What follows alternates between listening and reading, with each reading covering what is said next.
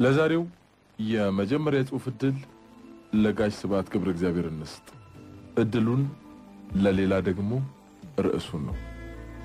የሰለጠኑ ሰዎች ልክ የመሆንን እድል ለሌሎች በመስጠት ያምናሉ። በተቻለ መጠን ያ ሌላው ሰው ልክ ሊሆን ይችላል ይላሉ። እስቲ ለዚህ አንዳንድ ምሳሌዎች እንስጣችሁ።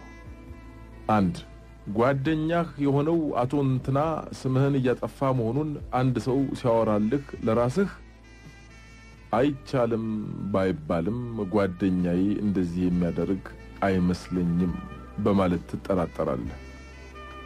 ነገሩም በዚህ ያቆማል። 2 አንድ ጓደኛዬ በውን ያጋጠመውን ደግሞ ልንገራችሁ።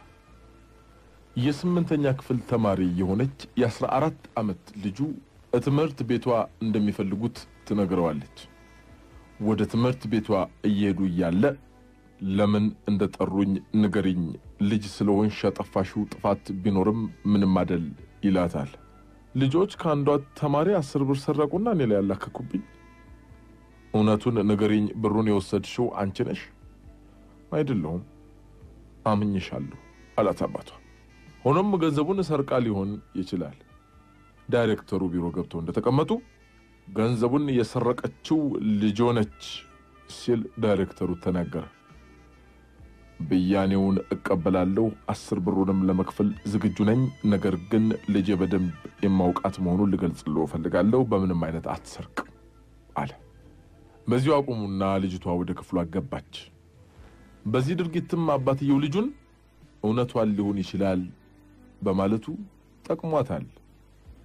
እስቲ በዚህ ጉዳይ ላይ ጥቂት እናስብበት። ልጅቷ 10 ብር ሰርቃለች እንበል። ከዚያ በኋላ ግን ከሰው የተለየች ፍጡር ካልሆነች በስተቀር ሁለተኛ አትሰርቅም። ምክንያቱም አባቷ እምነቱን ጥሎባታል። እንዲሁም ሁሉን ማድረግ በሚችሉት ዳይሬክተር ፊት የጣለባትን እምነት እንዴት አድርጋ ተጎድላለች። ልክ የመሆንን እድል ለሌላው መስጠት በአብዛኛው ጥቅም አለው። ሌላ እውነቱን ይሆናል ከሚለው አስተሳሰብ ጋር ትንሽ እንጓዝ። ሴትየዋ ባሏ ኮት ላይ የከንፈር ቀለም ታያለች። እንዲህ አይነቱ አጋጣሚ በአብዛኛው ለባልና ሚስት ግጭት ምክንያት ይሆናል። ይሄ የከንፈር ቀለም የኔ እንዳልሆነ እርግጠኛ ነኝ ትለዋለች በቁጣ ጣቷን ወደ ቀለሙ ቀስራ። በፍረት ያቀረቅራል። ወዳጅ የለኝም ብለህ ካድ በልጅ ካድ የለኝምና በመጥፎ ድርጊት ላይ ስድብ አታክልበት። ሌላው ቢቀር እውነቱን አምነህ ተቀበል። አብደሻል። ስልጡኗ መቤት የከንፈር ቀለሙን በመጀመሪያ እንዳየች ልትቀና ትችላለች። ግን ቆይት ብላ ስታስብ መጠራጠር ትጀምራለች። ኮቱን የከንፈር ቀለም ስለነካው የግድ ሌላ ወዳጅ ይዟል ማለት አይደለማ። ቀለሙ በሆነ አጋጣሚ ሊነካው ይችላል። የባሌን ጠባይ ደግሞ በደንብ አውቀዋለሁ። በኔ ላይ ወዳጅ አይዝም። ቢያደርገውም እንኳን ይጠነቀቃል። የወዳጁን የከንፈር ቀለም ተለቅልቆ ወደ ቤት አይመጣም። እውነቱን ሊሆን ይችላል ብላ ትተወዋለች። ነገሩ በዚህ ያልቃል፣ ትዳሩም ይተርፋል። ሌላ በሰለጠኑት አገሮች መንግስት ለዜጋው እውነቱን ይሆናል የማለት ዕዳ ይሰጠዋል። በሕግ ፊት የተወነጀለ ሰው በማስረጃ እስካልተረጋገጠበት ድረስ ከወንጀሉ ነፃ ነው።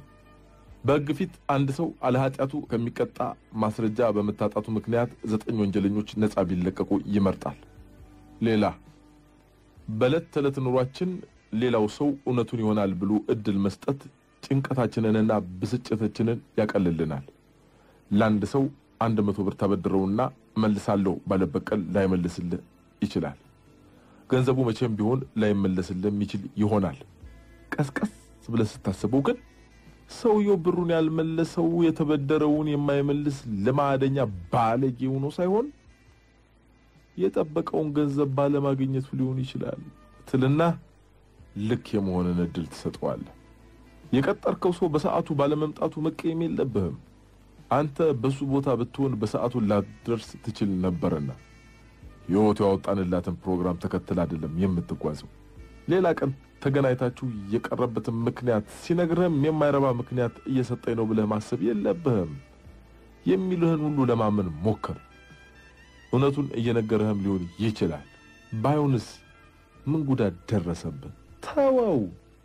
ልክ የመሆንን እድል ስጠው። ሌላ ይህን ጉዳይ ከሃይማኖት አንጻርም ልናየው እንችላለን። በሕይወትና በመጽሐፍ ውስጥ ትክክለኛ የመሆንን እድል ለአምላክ የሚሰጡ ሰዎች አጋጥመውኛል። የሆነ አይነት ቅጣት ሊኖር ይችላል። በገሃነመ እሳት ውስጥ ለዘላለም መጠበስን የመሰለ ቅጣት ግን በጭራሽ ሊኖር አይችልም። በምድር ላይ መኖር ራሱ በቂ ቅጣት ነው። እንደማንኛውም ሰው የሆንኩት እኔ እንኳን አጠፋ ብዬ ልጆችን በዚህ አይነት አልቀጣቸውም። ታዲያ ሁሉን መሐሪ የሆነ አምላክ ፍጡራኑን ለመቅጣት እንዴት ገሃነመ እሳት የመሰለ ነገር ይፈጥራል? አምላክና ገሃነመ እሳት አብረው ሊታሰቡ የሚችሉ ነገሮች አይደሉም። ስለሆነም ገሃነመ እሳት ሊኖር አይችልም። አምላክና ወዳጅ አባቴ እኔን የሚወዱበት መንገድ እንደየተፈጥሯቸው ሊለያይ ይችላል። ግን ደግሞ ሁለቱም በአንድ አይነት መንገድ ይሆናል የሚወዱኝ። ምንም አይነት ጥፋት ባጠፋ አባቴ ለአንዲትም ደቂቃ ገሃነም ውስጥ የሚጨምረኝ አይመስለኝም። የሰዎች ፍርድ እንኳን ቅጣቱን ከጥፋቱ ጋር ተመጣጣኝ ለማድረግ ነው የሚጠሩት። ከሁላችንም የበለጠ አዋቂ የሆነው አምላክ ገሃነምን የመሰለ ቅጣት ሊያወርድ የሚችል ወንጀል እንደሌለ ያውቃል። ልክ የመሆንን እድል ለሌሎች መስጠቱ አስፈላጊ ነው። በራሳችን ላይ አላግባብ ከመፍረድ በመቆጠብ ይህንን እድል ለራሳችን የምንሰጥበትም ወቅት አለ። ሳታውቀው አንድ ነገር ትናገርና ወይዘሪት እገሊትን ታስቀየማቸዋለህ። እሳቸውን ለማስቀየም ፈልገህ አይደለም እኮ የተናገርከው። ስለዚህ ከልብ ይቅርታ ልጠይቃቸው ይገባል እንጂ ራስን መውቀስ አይኖርብህም። እንዲህ አይነቱ ነገር ሁላችንንም ያጋጥመናል። አንተስ እንደማንኛውም ሰው የማትሳሳትበት ምን ምክንያት አለ? ሴትዮዋ በቀላሉ መቀየም የሚቀናቸው ሊሆኑ ይችላሉ አይደል እንዴ? ተዋቸው፣ ይቀየሙ። ገባ?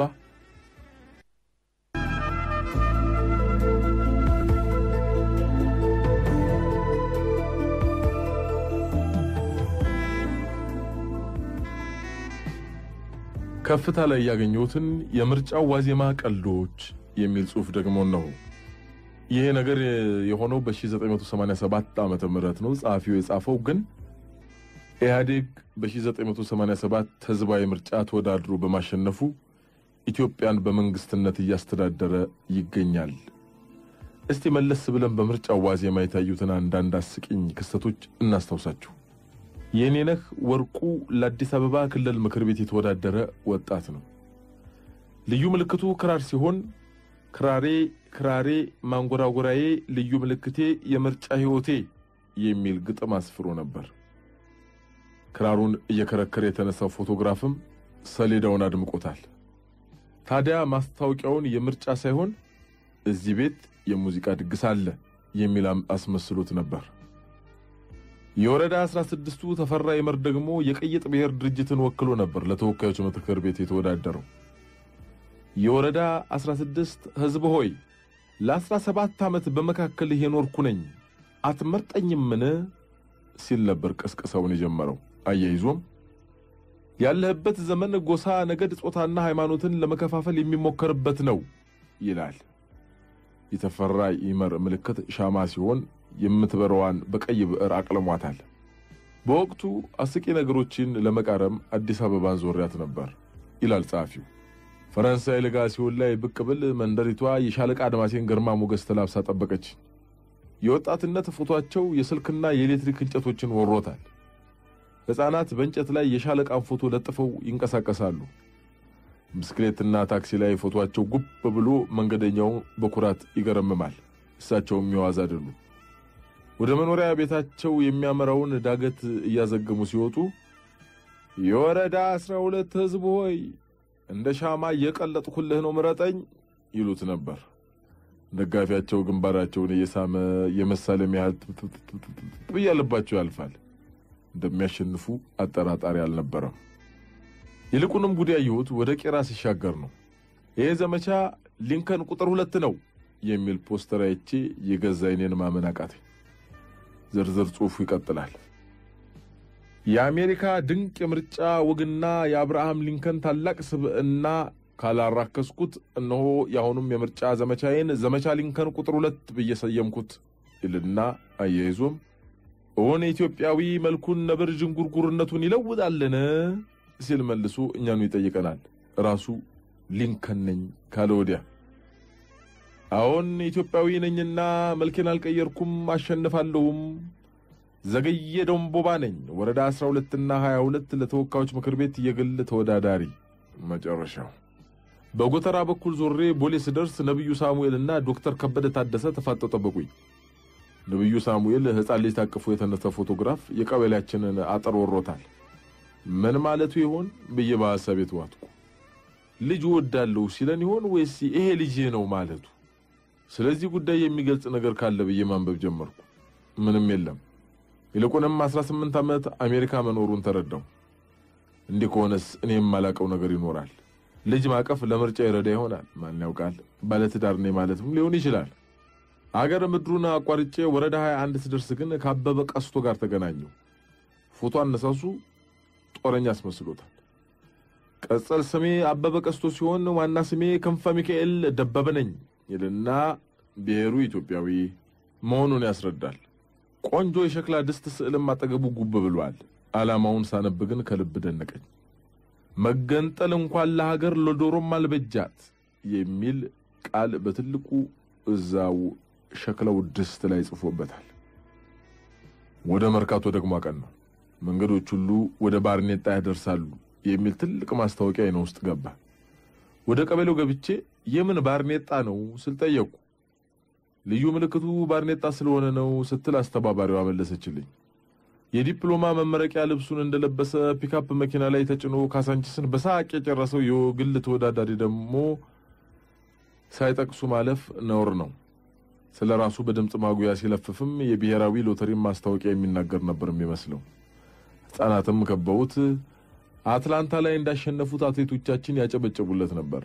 እንደታጀበም ወደ አስመራ መንገድ ወረደ ጥቂት መንገድ ተከተልኩት ልበ ሙሉነቱ አስደሰተኝ እንደሚያሸንፍ ከቶ አልተጠራጠረም ሌላው ደግሞ በቅስቀሳው ፖስተር ላይ ከመረጣችሁኝ የቸዝና የዳማ መጫወቻ የበየቀበሌው አስገብቻም በሸብሻችኋለሁ ያለ ሲሆን የመቃብር ቦታ ችግርን አስወግዳለሁ ብሎም ጭራሽ መራጩን ያስደነበረበትም ሁኔታ ተከስቷል አንዲት ተሰብሳቢ ግን ብሽቅ ቀብሏት ብሽቀቷም ገጽታዋ ላይ እየተነበበ ሆስፒታል እንጂ የመቃብር ቦታ መቼ ቸገረን ታከመን መዳን እንጂ መሞትን አንሻም ስትል አወረመረመች የመቃብሩ ካልተሳካ ብሎ የራሰ በራ መድኃኒት አለኝ ምረጡኝ ማለት በመጀመሩም ብዙዎች በፈገግታ ተጥለቅልቀዋል እየቀለድኩ ይመስላችሁ ይሆናል ግን እውነቴን ነው ምክንያቱም ደግሞ በጣም ህዝቡ በሳቅ ሞተው እጩ ተወዳዳሪው ራሱ ራሰ በራ ነበርና ነው ምናልባት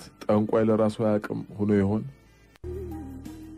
ሰብለ ወንጌል ሰብለ ወንጀል ወሰን ይይስ ጻፊው ነው ይሁሉ ተፈጽሟል የሚባልበት ቀይ ወይዛዝርት ኪዳነ ምህረት ትባላለች ዛሬ ወይዛዝርት የምትባለዋ የገበሬዎች መንደር ቆለለ በሚባለው ወረዳ ግዛት ውስጥ ትገኛለች ሰበካ እርሻ ወዳድና እንግዳ ተቀባይ ትሁት ገበሬዎች ይኖሩባታል የወይዛዝርት ሴቶች ከመንደሩ የወጡ ባለሙያዎች ናቸው ለቁንጅናቸው ምንከን ያወጣላቸው በተለይ ጠላው ተብሎ ያበቃለ ጉዳይ ነው የዚያ ግድም አየርም ወይናማ ነው ሰዎቹም ወይናማ ናቸው ይሄን የመሰለ ውብ ህዝብ መሃል ሆኖ በእንግድነት መስተንግዶ እየተደነቁ ሲደሰቱ በጨዋታቸው ውስጥ እየተደበላለቀ የነሰብለ ወንጌል ታሪክ ነበር ባዛውንቱ አንደበት የሚነገር እናም እነዚያ ዛውንት ሰብለ ወንጌል የምትባል ሴት ነበር ችሉናል ከሞተች ብዙ ጊዜያት አልፈዋልም ይላሉ እንዲያውም ያባትና የእናቷ ስም አይታወቅም መሰል አይወራም ሰብለ ወንጌል በበቅሎ አትሄድም ነበር አሉ አቀማመጡን በመጥላት ነው ይባላል ጭኔ ጋይ ፍቀኛል ትል ነበር አሉ ታዲያ በወሳንሳ ላይ ተቀምጣ በሸክም ትጓዝ ነበር በወሳንሳ እንደሬሳ በሸክም እንደግንድ አወይ መላማጣት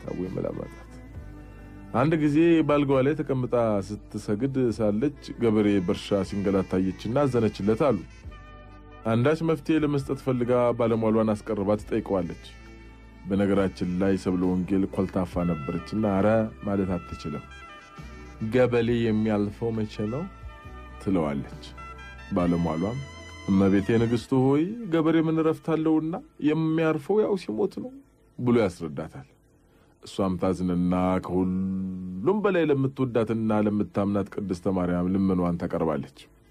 እመቤቴ ማርያም ሆይ ባክሽ ለገበሌ ሞቱን አቅልቢለት ወለላው እናቴ ባክሽ ግደይውና ይለፍ ብላ ነበር ይባላል።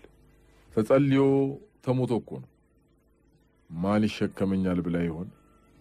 ክብርና ዝና ሁሉ በባላገር ላይ መሆኑን አገር ያለ ባላገር የማይኖርበት መቃብር መሆኑን ነገስታት ሁሉ ያውቅም ማለት ይሆን? ደሞ እንዳይቀርባት ለነገሩ ቤተ እግዚአብሔርም ታሰራ ነበር አሉ። ሃይማኖት መውደዷ እንኳን ይሆን ጥሩ። ለነገሩ እሷ አዛዥ እንጂ ታዛዥ አልነበረችምና ምን ቸገራት? ነገስታት ተገዥነታቸውን ለሰማይ አድርገው ሰውንና ምድሩን በልባቸው ይቆጣጠሩት ነበር። ታዲያ ባላገሩ ከዛሬው ጎንደሬ እስከ ዛሬው ጎጃም አባይ ለአባይ ከቆላ እስከ ደጋ ድንጋይ እየተሸከመ ማጓጓዝ ነበረበት። ዛሬ እዚህ አካባቢ ሰው የኖሮና ያስተሳሰብ መቀራረብ የኖረና የዳበረ መሆኑ በዚህ ሊታወቅ ይችላል። በዚያ አኳኋን ባላገሩ ይለግም ይሆናል በማለት አስነግራው ነበር የተባለውን ደግሞ ስሙት። እሁ እንዳይባል እሁ የሚል አሞሌ ክፈል ተብሎ ተለፈፈ አሉ። አዋጅ መሆኑ ነው። በዚህ የተነሳ ድንጋይ ያልተሸከሙ አጋፋሪዎቿ በጉዞ ሲደክማቸው እሁ እንዳትሉ እሁ የሚሉ አሞሌ ክፈሉ እያሉ በማላከክና በመጮህ ትንፋሽ መልሱ ነበር ይባላል። ለመሆኑ ተሸካሚዎቹ ምን ብለው እንዴት አድርገው ይተንፍሱ ኖሯል ሊሆን? እነዚህ አሳረኞች እነዚህን ሁሉ ችለዋል እኮ። ምድር ግን ምን አይነት ታዛቢ ናት! ይሄን ሁሉ ጉድ ይዛ ግፍ የማታውቅ ትመስላለች። በሌላ ጊዜ ደግሞ ባላገሮች ጎመን ሲበሉ ታያቸውና ምን ነው ከብት ይመስል ሳል ይበላሉ ብላ ትጠይቃለች። ከዚያ በኋላ የጎመንን ምግብነትና ጣዕም ባለሟሎቹ አስረድተዋት ልትቀምሶ ትፈልጋለች። ለዚያም አፈር ከኢየሩሳሌም ምድር ታስመጣና ባልጋ ላይ ተደራድሮ ጎመን ተዘርቶበት እንዲያረጋቻሉ ብቻ ባላገር የረገጠው አፈር ለሷ የሚሆን ጎመን አያበቅልም ነበርና ነው። ደግሞ በሌላ ጊዜ የገበሬ ብርታት ይታያታል። ስጋቸው እየሟሟና እየተነነ በጥንካሬያቸው ተአምር ሲሰሩ ትጎመዣለች። መቼም እይቷ ጠማማ ነበርና ቤትን መስላት ግን በባላገል አንጀት ነበር አለች አሉ።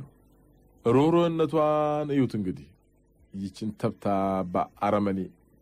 የድሮን ነገር ካነሳን ዘንዳ ምርምሩን ለማጠንከር የሚፈልግ ሰው ተጨማሪ ጥያቄዎች ሊኖሩት ይችላሉ። ለመሆኑ የሰብለ ወንጌል ስረ መሰረቷ የኋላ ታሪኳ እንዴት ነው? ሌላው ቀርቶ አገሯንም ሊጠይቅ ይችላል ከነባሏ። እናም ነገር ወዲህ ነው። ድሮች ጠቃሚ የሆኑት ያሁኑን ህይወት ለማሻሻል ሲቻልባቸው መሆኑ አይተረተርም። እስከዛሬ ድረስ ግን የድሮችን ታሪክና እውነት እየተገነዘቡ ለማስመስከርና የተሻለ የጋራ ዓለም ለመፍጠር የባለጸጋዎችንና ያለቆችን የህይወት ሁኔታ ማወቅ የግዴታ ያለው። ያለበለዚያማ የህዝብ ታሪክ የት ይገኛል? የጭቆኖች ታሪክና ገድል በማይታወቅበትና ይብሱንም በተዳፈነበት የሀብታም ዓለም ውስጥ ሌላ አማራጭ የለም። ስለሆነም ከተውሸለሸለ የአፈ ታሪክ ቃርሚያና የተሳሳተ ግንዛቤ ለመዳን ቀደምት እውነታዎች ባጉሊ መነጽር ቢታዩ የተሻለ ይሆናል። ሰብለ ወንጌልም የዚህ አስተሳሰብ እጮኛ ታደርጋለች። ደግሞስ ምን ይጎላታል?